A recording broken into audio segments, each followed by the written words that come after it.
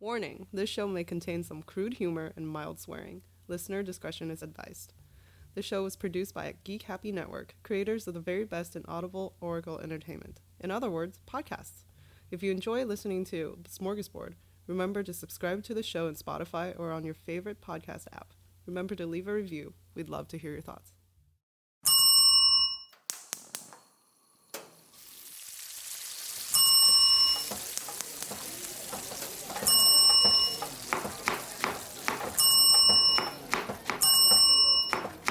This is Smörgåsbord!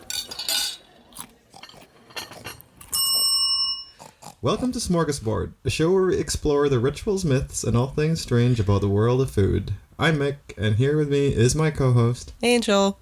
And Kevin. Today we also have a special guest, Kevin, who's a plush turtle, so he can't talk. He also doesn't have arms. And doesn't have arms, so we tried to have him as a sound mixer, but he couldn't sound test anything, so we had to fire him. Well, so now he's just here as an audience member. Yeah, it's the first fire and hire of the Smörgåsbord. I mean, he was just an unpaid intern. That's true. I guess it's fine. Go back to being an intern somewhere else. Rest in peace, Kevin. Bye, Kevin. Bye. You are loved. Okay. But today we're going to cover Boodlefight. Yeah. It was my first experience with Boodlefight. Yeah. So yesterday. To prepare for this, we planned a whole Boodlefight with some friends last night and had a big Boodlefight, which was awesome and delicious. There was no actual fighting involved. Food. I was expecting to punch people. Yeah, there wasn't. So yeah, today we'll cover Boodlefights, the history of it, and why on earth the Filipino cuisine decided to call something a Boodlefight. And where's the fighting? Well, where's the fighting? I wanted to fight people. Yeah. I was prepared to punch. Yeah, we didn't get all the waivers for it, so we couldn't do it properly. All right, yeah, I just ate. Yeah. But according to the dictionary... It sounds like my life. It's like, I was going to do this thing, but then I just ate. Yeah. A boodle in the dictionary apparently means a collection or a lot of persons. Or wait, is that a real word? A big amount of bribe money. Oh. So you could either go, hey, do you have any friends? Yeah, I have a boodle of friends. It's like bundle, but just better. Yeah. Booter. Or you could be like, you're under arrest for eating too much, but I have a boodle I could give you, so you don't arrest me. I'm gonna try that next time. Yeah. Did I get arrested for attempted murder? Yeah, sure. Next time. Yeah, next time. Next episode. According to Urban Dictionary, though, boodle could mean body doodling. What? Like a tattoo, but not permanent? Yeah. Or okay. Someone you care deeply for. Huh. I mean, you can put someone you care deeply for on your body. Yeah. It'll be a boodle of a boodle. It's a boo-boo. A boodoodle. It's a boo-boo. Yeah. However, none of those definitions actually are of any relation to what a Boodlefight is. Oh my god, that was the biggest detour ever. So I figured today we'll go through a little bit about the Philippine cuisine, the colonial and military history of the Philippines, and how all of this relates to a Boodlefight. And then we could talk a little bit about the Boodlefight.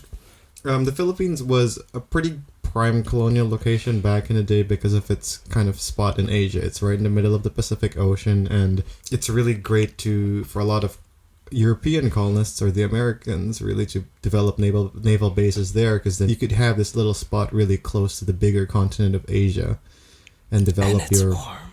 Yeah, and it's warm. Guess who's sick of winter? This boodle.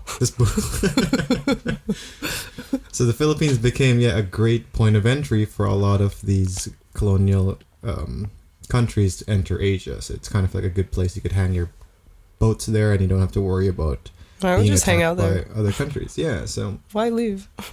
It's nice. And I think eventually they're like, well, I mean, this place is good, so then they ended up colonizing the Philippines.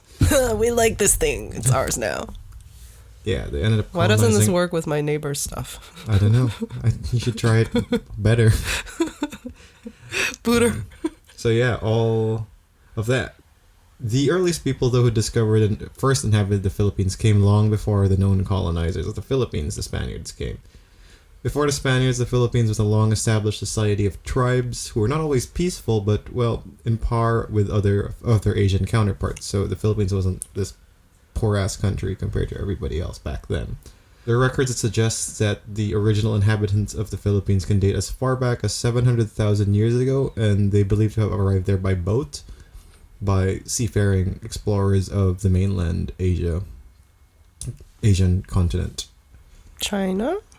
Well, China-ish, but mostly like China-ish. Southeast Asia, so like the Malaysian countries. Like a lot of the Filipinos are descendant from the Mongol tribes, Oh, okay. so it's probably believed that one of the Mongol tribes decided to either go by boat and end up in the Philippines. Now, the Philippines does have 7,600 plus islands, so eventually a lot of the first settlers started expanding and growing into all the different islands of the Philippines. Which is why a lot of the influences and similarities you see from these tribes, if you look at historical and archaeological records, are fairly similar to Southeast Asia and China. They would be tribes that would trade with each other anyway. So you could see things like, in terms of religious influences, for example, the early tribes there were more Buddhist and Hindu related rather than the Christian traditions that we know the Philippines to be today. I did not know there's that many islands. There's a lot. That's a lot of islands. Yeah. 7,000. Oh. That's a lot. That's like Like, how big is the smallest like 3 Big island? Macs in calories. It could be very small. Like, there was an island we went to called Kalangaman, which is somewhere in the middle of the Philippines. That one was tiny. For the most Like, part, how it was tiny? You can walk from one end to the other in like 2 minutes? Yeah, pretty much. You could... it's all sand, and the land itself probably was, I don't know, a few meters. And the rest of it was just a sandbar. And You can have a tiny, tiny house. yeah, and most of the island would disappear in high tide. Oh, But how fun. Pretty sweet island. That one's like 2 hours away by boat to like the bigger island. Were there like birds there? Yeah, Were I there? think so. Yeah, when it comes to colonization, though, the earliest recorded attempt would be the Battle of Mactan in 1521, where the chief of Mactan, Lapu-Lapu, sent the Portuguese explorer Ferdinand Magellan straight to his grave. Yeah. Grave. Yeah. Murder. Exactly. Attempted murder. I think that's more self-defense, Oh. really. But in the battle, Magellan... For some reason, I really like murder right now. In the battle, Magellan suffered a fatal wound from Lapu-Lapu and eventually died during his travel back to Portugal. A hero in his own right, the Lapu-Lapu was then the name we gave a giant grouper fish in the Philippines. So, in the Philippines, there's a fish called Lapu-Lapu, which I think is the giant grouper fish. It's a boodle of Lapu-Lapu. Yeah. Whole Lapu-Lapu of things. I like that unit of measurement. Yeah. I'll have a Lapu-Lapu of fish, please. A Lapu-Lapu of Lapu-Lapu. So yeah, actually, when I was in grade 3, my class name was Lapu-Lapu. Because each classroom would have different names based on the different tribes of the Philippines. Oh, and cool. I got Lapu-Lapu. Or tribal chiefs, I guess. Were you a 3rd grade chief? No, I was not. Oh. My class was. I was the class president. Oh, wow. Elected. Yikes. Not democratically. I threatened to beat people up. And they believed you? Oh, yeah. Eventually, by the mid-1500s, though, the Spanish would arrive and eventually colonize the Philippines for, well, a long 300 years. Bringing a rich cultural history of oppression and valiant battles of freedom. I remember as a kid, there was a TV show that was called Bayani, which really just means a hero in Tagalog, where they would cover the lives of all the different heroes of the Philippines during the Spanish rule.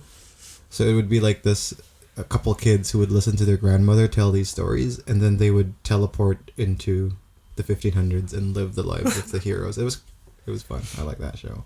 That could explain why a lot of the Tagalog language, for example, has heavy influences on Spanish culture, and obviously the food as well. In June 12, 1898, it was the official date of Philippine independence from Spanish rule, and continues on today to be the date of independence for the Philippines. In reality, though, the Philippine freedom is more symbolic than real, because as we did get our independence, we really just went straight under colonization again with the Americans. Yippee! Who straight up ruled through assimilation and explained why the Philippines is so highly westernized in many aspects of our culture. You could see high literacy rates for English, prevalence of fast food, and things like that, which really is heavily influenced by America. Even if you travel to the Philippines and go to the city, there's a lot of things that you'll be like, oh, it feels like we're just America. in the ghetto America kind of thing. 1898 was official Independence Day year of the Philippines, but by 1899, we went under American rule. It's not very long. 40 plus years. So we were under American rule until 1941. So in those 50 years, a lot of the Americans really didn't rule by force, but ruled by education. So they changed up the education system to, rather than it being more Spanish focused, became more English focused, which explains why my grandparents can speak both Spanish and English and Tagalog at the same time. And a lot of the education systems, if you see a lot of Filipinos, are very similarly educated to the Americans, but smarter. Bet your math scores are way better. Yeah. Maybe even our English scores. By 1941, we became free of American rule because Japan came and took over the Philippines for 5 years. Oh my god. And we were under Japanese rule from 1941 until 1945 for obvious World War II reasons. Not long enough to learn also Japanese. No, not at all. That was more of like a silent occupation, more really a military occupation. As I mentioned, the Philippines was a great naval location in the Pacific Ocean, so it was very strategic to own the Philippines. In 1945 is the official, at least on paper, is the last year that the Philippines was under colonial rule. There have been many internal battles in the Philippines, like the 1986 EDSA Revolution, or battling with a separatist militia group in the south called the Moro Islamic Liberation Front, or the MILF for short, or for Americans, MILF. Colonized by MILFs. It's similar to how in Canada there's the Quebecois party who's trying to separate from Canada. This is a similar party in the southern parts of the Philippines who are trying to separate from the rest of the Philippines. Funny story, speaking of MILFs, or really awkward acronyms. Would they be called MILFs? No, they're called the MILF. No, I mean like if they separated. No, I don't think so. Would you be a MILFian? I believe that's just their... Milfanese. The same way that ISIS, I guess, or... I'm comparing them to a terrorist group. It's an abbrev. It's their group name, but not their political party or country name. But speaking of really random and awkward acronyms that could be totally misunderstood in the West, going back to Spanish rule, the separatist group of the Philippines that got ourselves free from Spanish rule was... It's in Tagalog, and I can't remember how what it actually spells out as, but it's KKK. Yikes. Which was about the freedom and whatever of the Philippines, I think, if it was translated. But yeah, so not a good look. The group that brought freedom to the Philippines under Spanish rule was called the KKK. Imagine that. Yeah. But a lot of these internal battles are really historically kind of cool to study. My dad was actually part of the 1986 EDSA Revolution, and we talk about how he almost got arrested because he was sneaking people in and out of the protests and stuff. Cool. But to be honest, in my opinion, is that the Philippines was never really free of any colonial rule. Many of the American bases still continue to exist in the Philippines until today. Much of the Philippine land has been freely, in quotation marks, freely sold to China. It's really, I don't really want to get too much into it because we're not a podcast about colonialization. We're a podcast about food. We speak a lot about it. Because it's a very important thing to understand and both appreciate and learn about, I think. It influences food a lot. Yeah. So yeah, like speaking of which, why is all of this information important for food? Well, all of this history of trade and colonialization and all of that, and the fact that we have over 7,600 islands is a big reason why the cuisine in the Philippines is ridiculously diverse and complex. I think in the last episode when we were talking about Chinese cuisine not being as simple as just Kung Pao chicken and having so many regional varieties, well, imagine 7,600 islands, both being colonized by 3 different countries, plus the trade happening between Asia and the Philippines and the influence of Southeast Asia. It's really hard to pinpoint exactly what Philippine cuisine could be like specifically. There's no really big unifying dish. I know in the West nowadays, a big popular dish that people tend to call Filipino cuisine or define Filipino cuisine Jollibee? It's Jolly. It's fried chicken. Yes, in terms of fast food. But also adobo, which is like a sweet and sour vinegary kind of It's like dish. slow cooked. Yeah. It's really good. Yeah. But yeah, so you can see that Filipino cuisine has so many similarities to many different cuisines that are influenced by Chinese, Spaniards, Italians, Indians, Japanese, and a whole mix of so many different countries. The halo halo, for example, apparently is highly influenced by Japanese. There's cuisine. a lot of stuff in a halo halo. Yeah. I couldn't understand what I was tasting. Yeah. There's so much stuff. So halo halo is a Filipino dessert, which if you translate halo means to mix. So Yeah. it's just to a mix mixture of different things. literally everything that has sugar in it. Yeah, but I found out yesterday it was influenced by Japan. Another factor that I think helps with the Filipino cuisine being so diverse is that the Filipino culture is somewhat quite of an adaptive culture that can be quite accepting of a few things. I'm putting this in a big parentheses because there are a lot of. This is more of a theory, I guess, than an actuality. But because of that, I think you could see a lot of Filipino cuisine. It's common for them to incorporate other cuisines, like how we talked about in Japan would incorporate a lot of Western influences into their own culture. So if you visit Manila now, you could see the ridiculous variety of different restaurants and food styles that the Philippines offers. Some would argue that maybe Paris may be the place for like good quality food, but when you talk about really the diverse hub of food nowadays, Manila is probably a better place to go to if you want to really see a variety of global food choices. And the Philippines will sweeten the out of everything. And a big part of it is because at its core, the Filipino food is really big on 3 different flavors, which is salty, sweet, and sour. Which I think is why people like adobo the most, because that really balances salty, sweet, and sour in its flavor. You could see the influence of different cultures in a lot of the Filipino food as well. Palabok, for example, is a noodle dish from the Philippines that you could see some inspirations of paella and Chinese noodles in. It's a noodle dish topped with very similar toppings that you would see in a paella as well. Actually, there's also a paella dish in the Philippines anyway. Pancit, which is a very common noodle dish in the Philippines. No, that's pusit. The pusit is it? Pancit is the noodles of pancit is very similar to Chinese noodles. Another noodle-based dish that is very inspired by some other culture is Filipino spaghetti, which is quite obviously influenced by Italians, but Italians would hate Filipino spaghetti, and a big part of it is they're real snooty. I only know one Italian. He's pretty snooty. I speak on his behalf. Yeah. But to be honest, if I was Italian and I saw Filipino spaghetti, they'd be like, that's not spaghetti. I was like, yeah, well, that's why it's called Filipino spaghetti. Now, I mean, that's what I feel like they would also feel about pizza that we eat here. Yeah, for sure, for sure. Filipino spaghetti is essentially a very sweet spaghetti that uses hot dogs instead of ground beef usually. That's great. It's amazing. Better. It's delicious. I love it. And at the core really of every Filipino meal, that's probably the most central and important part of every Filipino's diet is rice. Specifically white rice. There's actually this is the one reason why Angel cannot be Filipino at all. I thought I was honorary. You could be honorary with an asterisk. Because white rice is really a big part of the Filipino culture. There's actually a rapper in LA, I think, called, I can't remember his name. I think it's, I can't remember his name. We'll post the link of a song somewhere.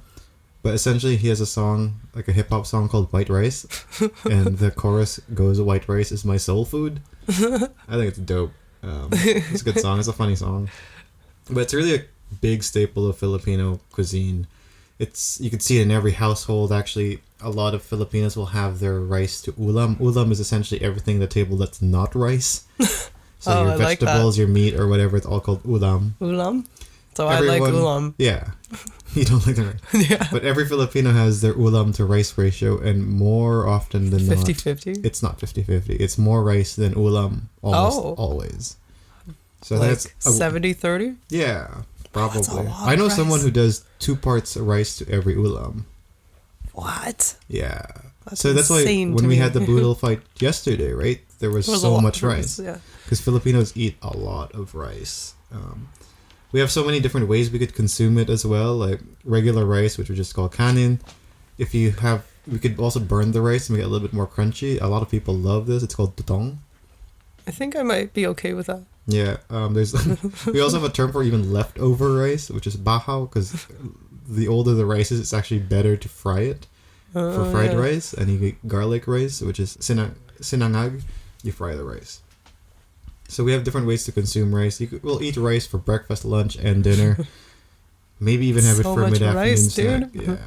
Yeah, it's a big part of our culture. Another big part of the Philippine culture is sauces, which we call sausawan. I think in here, we call it sauces, but I think in the Western world, it's more closer to dip than sauce, because sauce is usually something you have with the food, which is common in the Philippine cuisine as well. But I think a big part of the Philippine cuisine is dips. Like, I usually pour my dips onto my udon. yeah, that's fine. Some people do. A lot of people do that too. For example, when you build the what do you call it? The plate, the cutlery for a Filipino meal. There's always a small little plate that is the dish. It's called the sausawan dish or whatever. Saucer. We call it a platito, but apparently platito is also a smaller regular plate to some Filipinos. So it depends on what family you grew up in. Essentially, we always have a sauce plate where we put our sauce in. And I grew up thinking like everything needs sauce. Like, it does. You need to put vinegar, you need to put ketchup on everything, and someone's like, what? Maybe not ketchup, but... Yeah. So that's a big part of the Philippine culture as well, as just sauces. So you see a lot of our meals is sauce really down heavy. With sauce. Or if it's not sauce heavy, there's always dip with our drier dishes. Which is one thing you might enjoy. I love it. But you still need to learn how to eat rice. No. Another aspect of the Philippine cuisine, which might be similar to the Chinese cuisine and the Japanese cuisine that we talked about, is they eat everything about an animal as well. So shrimp is a good example of this. For us, a lot of the people I know in our family, for example, love eating the shrimp head. So we'll suck on that shrimp head until it's dry. They eat the little legs too. Yeah, well, we don't eat the leg. This is the shell we don't eat. But we usually actually use, I think, the shell to use it to make soup base. Oh, okay. Shrimp broth. Yeah. And another big staple when it comes to the animal is the pork. And I think that's probably what the most common idea of when you think about eating everything about an animal, the pork really comes to mind a lot when it comes to Philippine cuisine. So a lot of it's very big and popular meals and dishes, like sisig, for example. Pork belly. Play with the pork, with the pork bodies. Like the big pork belly is a really common meal dish that we have in the Philippines. Yum. Sisig is another one, which is essentially chopped up pig face that's put into a iron skillet and cooked until crunchy, which is amazing when you're drunk. Yeah. But another big part about the Philippine cuisine is actually the people you eat with, and not just the food you eat. So there's a big culture for eating together and all that with family or friends. It's a big way to get to hang out with people. Like, I think in the West, a lot of people like going clubbing or whatever, but for us, let's go eat and drink together, and we'll have good food and also good company at the same time. In the Philippines, for example, when we go out for drinking, there's a term we call inuman, which is just going out for drinks.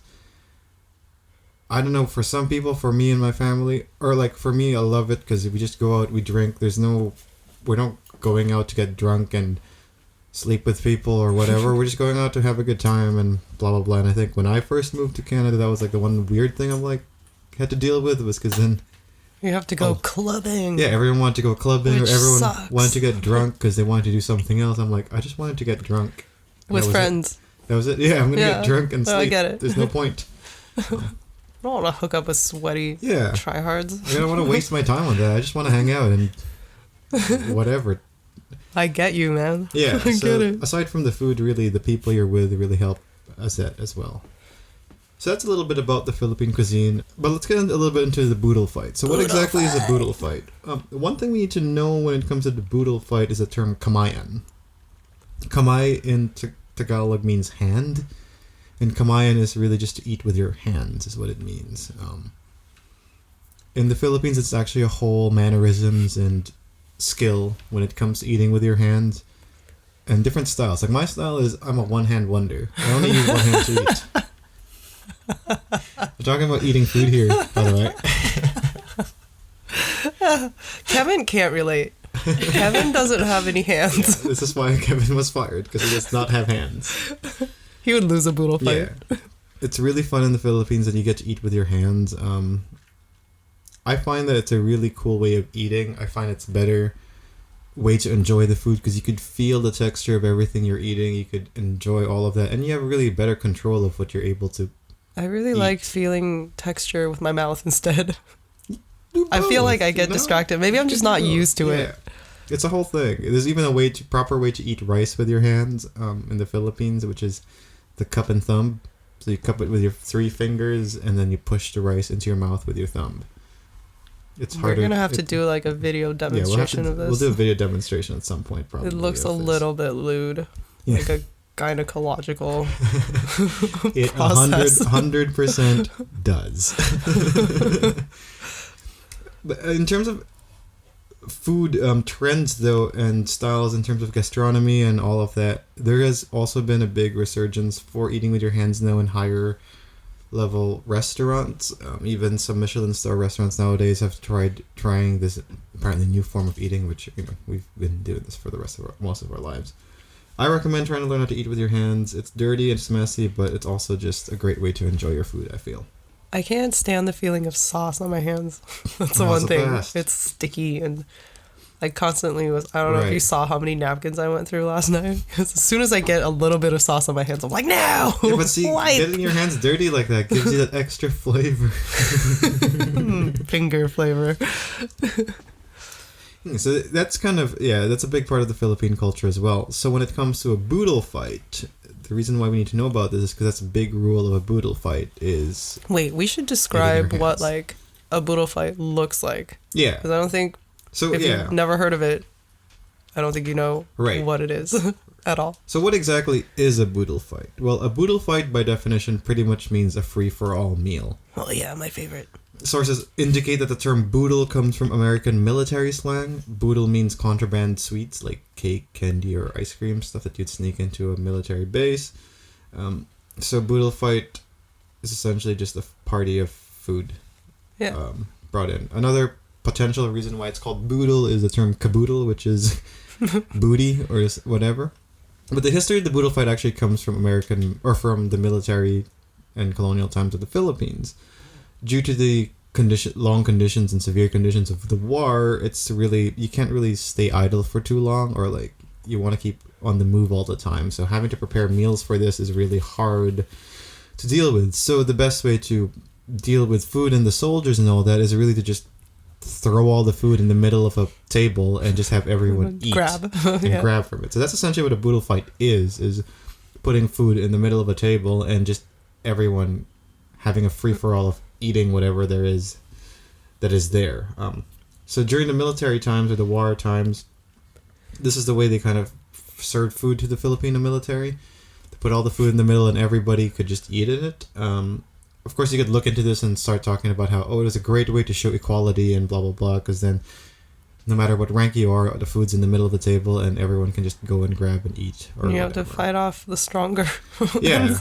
I think a big part of this also helped grow the Filipino military culture of creating a brotherhood, because then, you're eating together, you're all just there trying to... There's no way you could walk away with your food. There's no plates, there's no utensils, there's no cutlery. You walk away with it in your face. Yeah, so you really have to eat it. You really want to be an introvert. That you helps just build a brotherhood. Stuff it like a hamster. Yeah. Your cheeks. Exactly. Then you go to the corner and you sit. Yeah, but you stuff it in your cheeks and then spit it out and then go to a corner and eat it.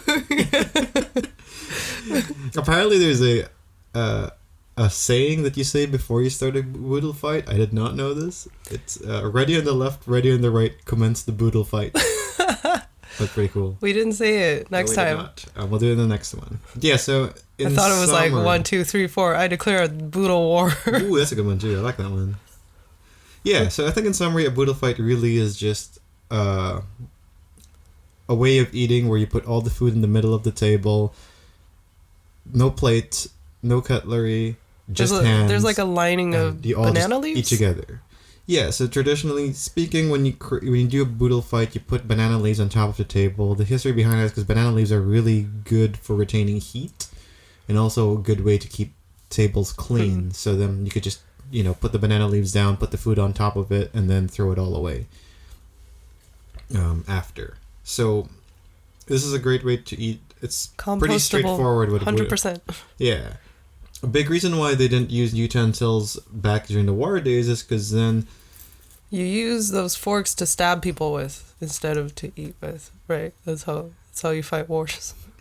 More of apparently it was because you needed to keep quiet. You're hiding in a place, you're trying to eat in a war place, you don't want to be detected by the enemy combatants, and you also want to move fast. So handing out cutlery, handing out plates and all that takes time and also makes a lot of noise. So to be quiet, you just put down a bunch of banana leaves, put the food down, and you just eat quietly that way. Boodlefights also took place usually at night, so it's hard to eat with cutlery, it's hard to eat with all that. So eating together, having just one small source of light, and all that is a lot simpler.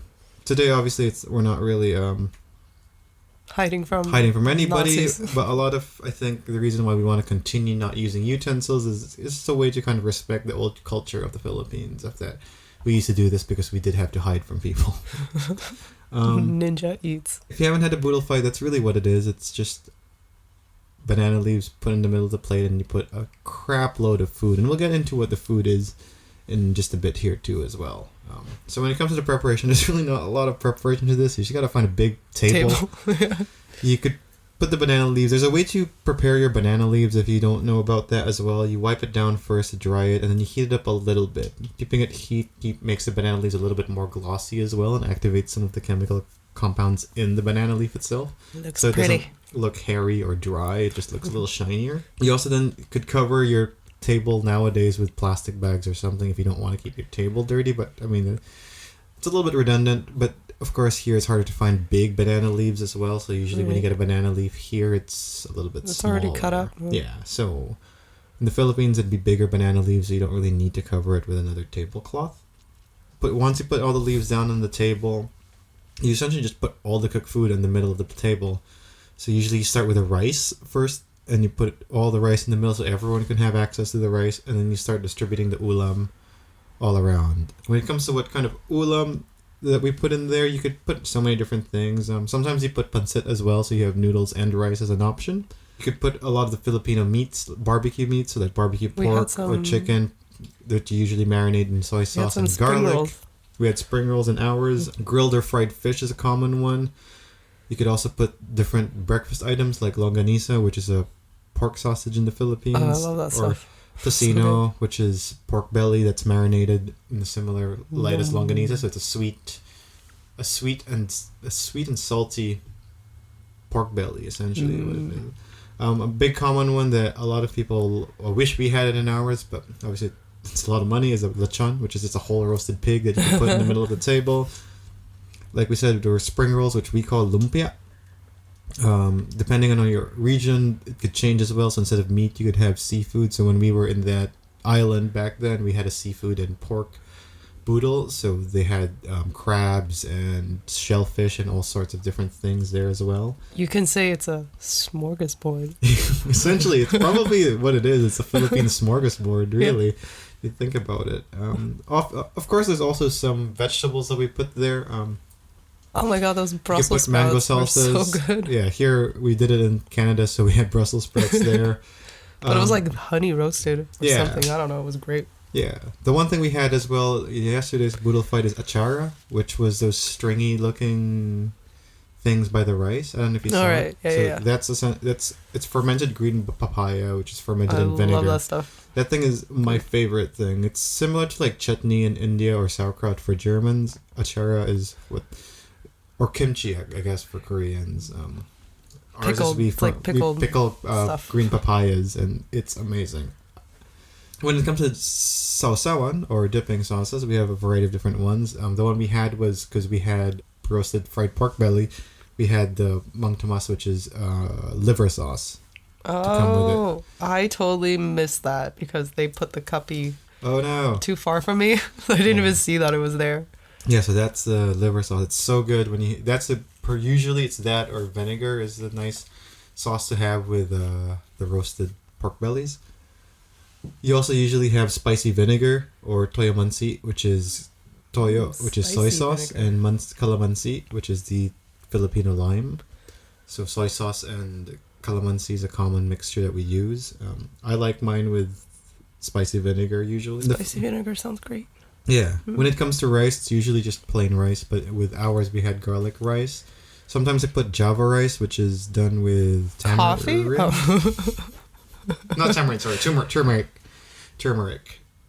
The magical spice, apparently. We also have something called bagoong rice, which is rice that's cooked over shrimp paste. It's delicious. That one you usually have shrimp paste and you have green mangoes served with it as well. Green mangoes!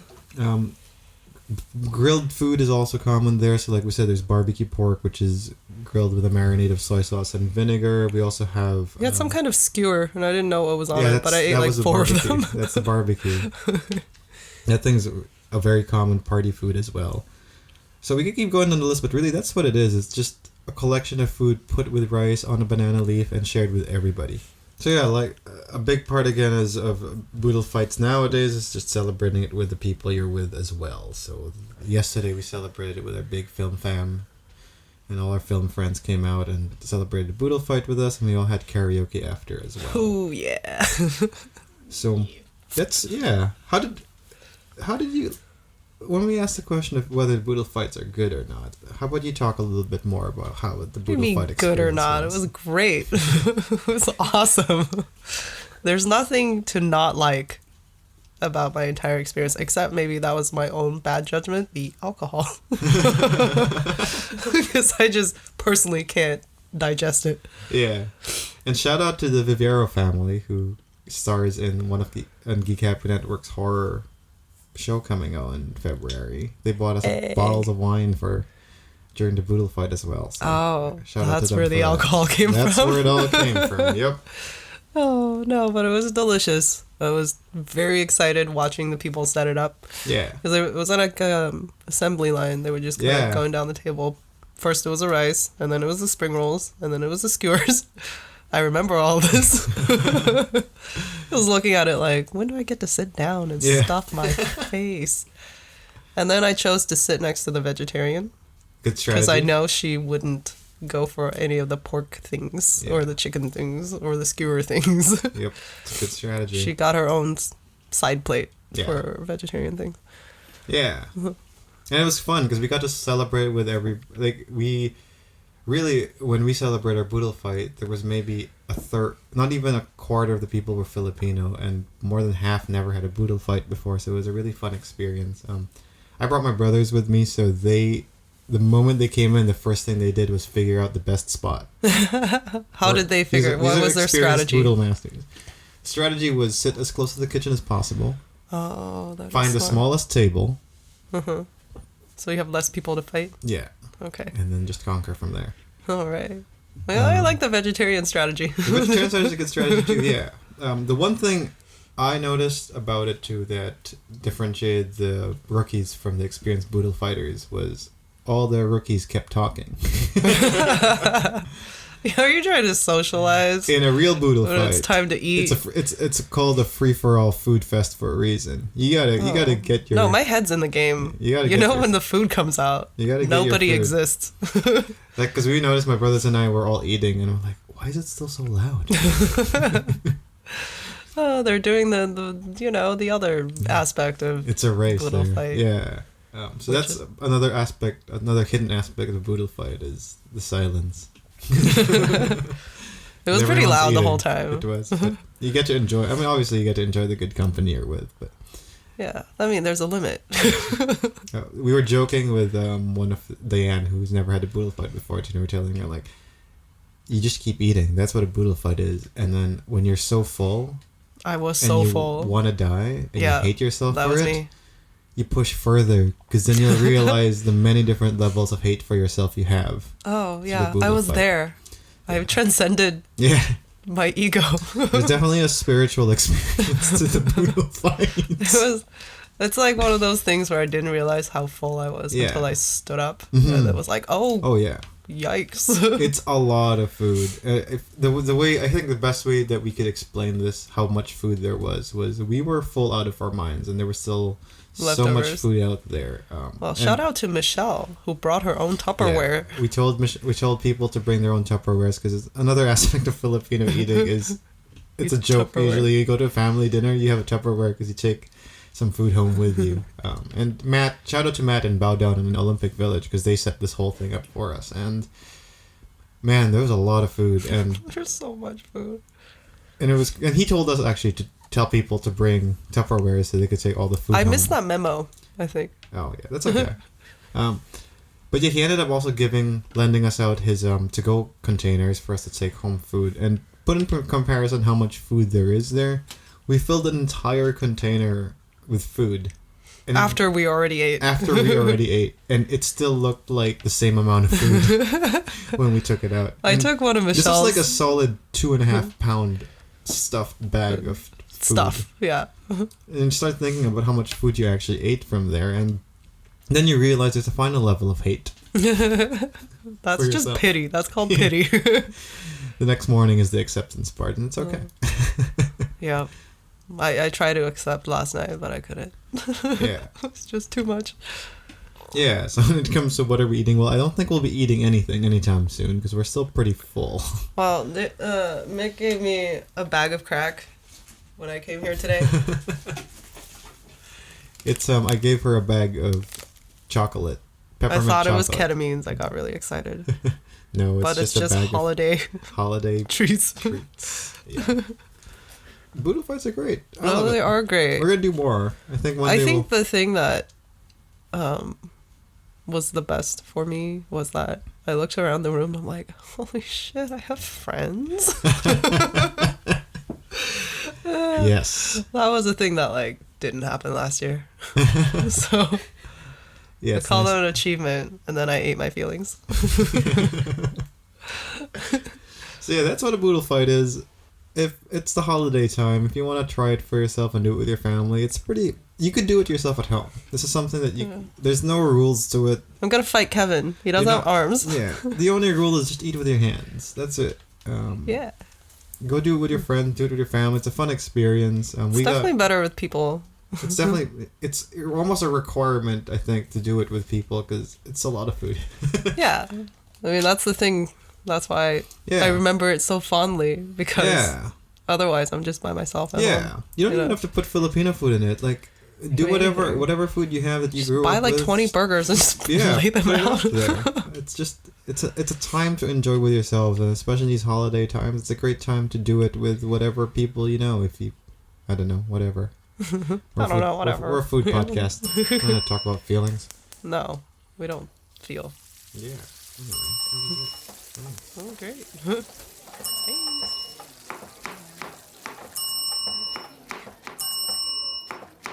This is Smörgåsbord.